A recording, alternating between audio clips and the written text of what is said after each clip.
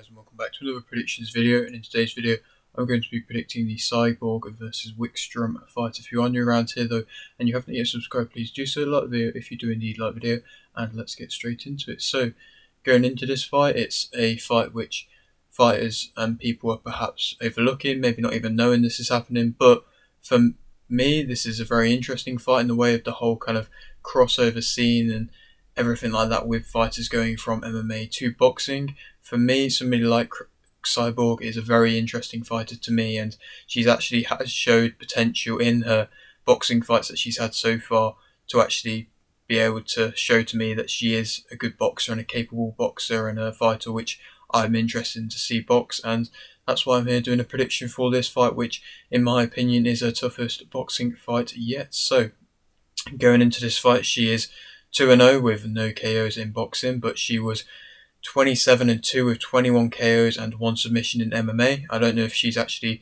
fully stopped fighting in MMA now. I don't know. I mean, it wasn't too long ago since she last fought in Bellator, but now of course Bellator and PFL are working together, and so I don't really know what the whole kind of thing is with her contract and everything like that, and if she is just allowed to go out and box if she wants. And I don't know if she's going to be making a return to MMA, but she has done in between her boxing career. Like I said, in her last fight, she did fight MMA.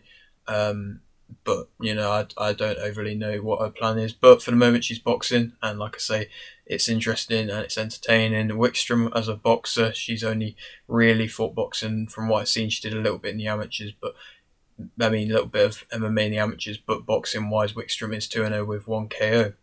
This fight is a 6-round fight in from what I believe to be the super welterweight division. I don't have clear confirmation of that being the case, but from what I believe that is the case, as from the things that I've read, that is the case. Cyborg's last fight was a win via TKO round 1 versus Zingano in MMA, that being. Her last boxing fight was a win via unanimous decision versus Holloway in 2022, I believe, or early 2023. So she has been pretty active, to be fair, relatively active. But yeah, like I say, dropping and changing between the two, but still getting wins in both sports, which is very impressive. Wickstrom's last fight was a win via TKO in round 3 versus Moore. She, from what I heard, fought well in that. I haven't managed to watch that fight. Obviously, she managed to get a stoppage in that one, being the first stoppage of her career. And she does, I mean, hit with power like that of Cyborg, and I think that's what's going to make this fight an interesting fight. Two relatively powerful punches in the women's divisions going up against each other. The fight which I haven't seen, which I'm going to be going off and comparing between the two, is Wickstrom's debut versus Coleman, and so, you know, I've watched all of that, and you know, that was also a good performance as well.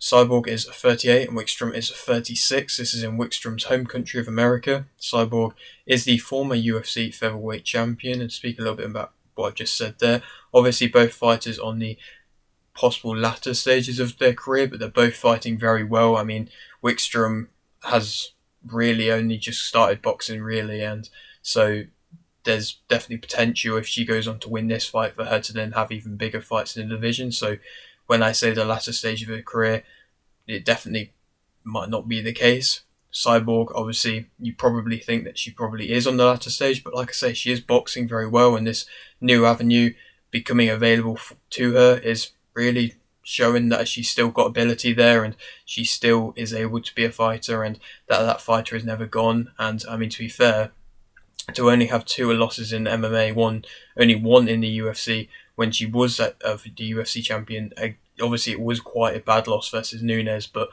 either way, it shows that she's still been a very dominant champion in her time, and that she was and has been a great fighter.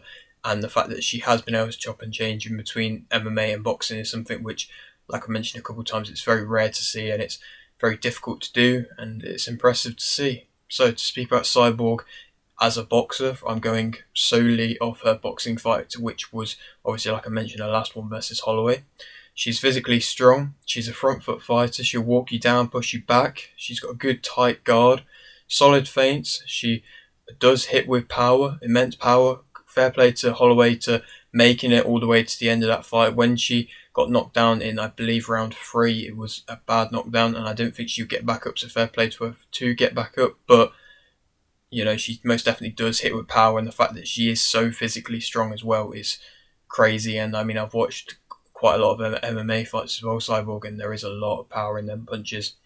She pushes shots through. She controls the center. She's a mid-range type fighter. She most definitely won't be pushed back. She's going to aim to bully you in the ring. She lets her hands go, and she's aggressive. And these are all things which a lot of the case we've seen in her MMA fights as well. And she's just kind of nicely brought them over into boxing, and they're all factors which are relatively rare to see in women's boxing at the moment. That kind of aggressive front foot pressure, power, strength kind of elements. They're all things which are in women's boxing, but just are a little bit rarer from what I've seen. And Cyborg's bringing this, and I think it adds another element, and it makes her a tougher fighter. And yeah, it's going to make her a difficult fighter to beat. Negatives about her: she is, she can struggle with timing a little bit. I think she hasn't fully got the kind of technical aspects down to a T, and the timing can be off. The kind of whole form isn't amazing at times. She can smother a bit in close. She can be a bit flat-footed. Her balance, I don't think, is amazing. Accuracy, kind of linking to timing, isn't amazing. She can struggle, in my opinion, when she changes stance. Sometimes she tries to change stance a bit too much, or when she does it, she just ends up kind of crossing her feet and then standing straight on. She doesn't really have too much head movement. She can tire throughout the fight, which is, I think, understandable with the amount of kind of pressure that she aims to put on to overwhelm opponents. She headhunts a bit.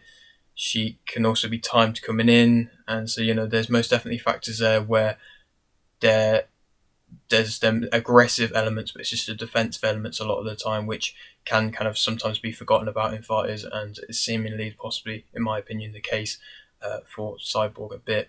Speaking about Wickstrum as a fighter, she can fight on the front foot or the back foot. I would probably say that she can fight on the back foot and has been put on the back foot a bit more than Cyborg. And, I don't really know what Cyborg would be like fighting on the back foot, but I suppose we haven't really seen it too much. And like I say, it's difficult to do that. She doesn't really have, she has good head movement. I think she probably does have better. It does slow down and it isn't amazing, but it's better, in my opinion, head movement than a Cyborg. She's got better timing. I think she does probably move better as well. She's got solid combinations. She'll make it tough in close. She can work well in close and work well in the clinch. And if Cyborg smother in, it'd be interesting to see who kind of comes out on top in them close encounters. She works the body well, finds gaps in close, like I mentioned. She can take a shot. She has good shot variation. And she'll punch over the guard nicely with her nice timing as well. And so there's most definitely elements there which is going to make this fight an interesting fight between the two, and it's a fight which, like I've said, I'm interested in. Negatives about her: she will take a shot to give a shot. I don't know if that's the best kind of mentality against Cyborg. She most definitely does have that mindset of taking one to give one in the later on in the fight. I think she most definitely does tire, and that's when things like lunging in and dropping of the guard and slowing down in general and wanting to just stand and trade, them elements come into play when she does tire a little bit. And the fact that this is a 6-round fight, I think this is going to be interesting for both Cyborg and for Wickstrum, how they're going to deal with 6-rounders. 6-rounders have already been the case in Wickstrum's career already. I think she started a debut with a 6-round fight. But Cyborg, obviously she's fought big, longer fights in MMA, but just moving into boxing, first 6-round fight, is that going to play a factor, especially with her on the older side as well?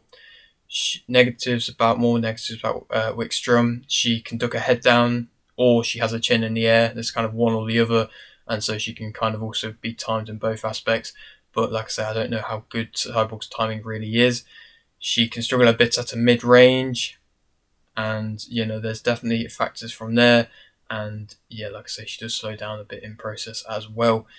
So yeah, it's going to be an entertaining fight. Cyborg is the favourite for this fight, and I think that Cyborg will win via a unanimous decision. I think it most definitely could be a back and forth affair. I think Cyborg, just being the physically stronger fighter, is going to do the better work on the front foot, and I think she's going to be on the front foot and be allowed to be on the front foot and to be able to, like I say, put that pressure on. And I think she'll be able to do that throughout majority of the fight. Like I say, it'll be interesting to see who comes out on top into the later rounds, but I think Cyborg will end up taking it in the end via unanimous decision. Then who she could go on to fight, I mean, it's difficult to say really. Like I say, I still don't really know if she's going to be sticking in boxing properly and just going on down this route now, or if she's going to go back and forth between MMA. A boxing fight, which I would be more than interested in, would be Amanda Nunes in a boxing fight. I think that would be a great fight in boxing, and obviously Nunes is now retired from MMA, UFC, and so that could be a great fight. I don't know if it will happen, but it's just me possibly hoping. And a couple other fighters who are ranked nicely in the super welterweight division. If Cyborg actually wants to go and get a ranking, people like Owens and Jones are both American fighters, and they've got winning records and pretty, I believe, undefeated records as well. And they're both options. They're tough options, but they're both options there. And so, if Cyborg only really wants the tough options at this point in her career, then there's most definitely ones there available to her. But like I said, the Nunes one, I think for me personally, would be an entertaining fight to see. But yeah, that is it for today's video. Hope you did enjoy it. Like the video if you did indeed like the video. Subscribe if you are new, and thanks for watching.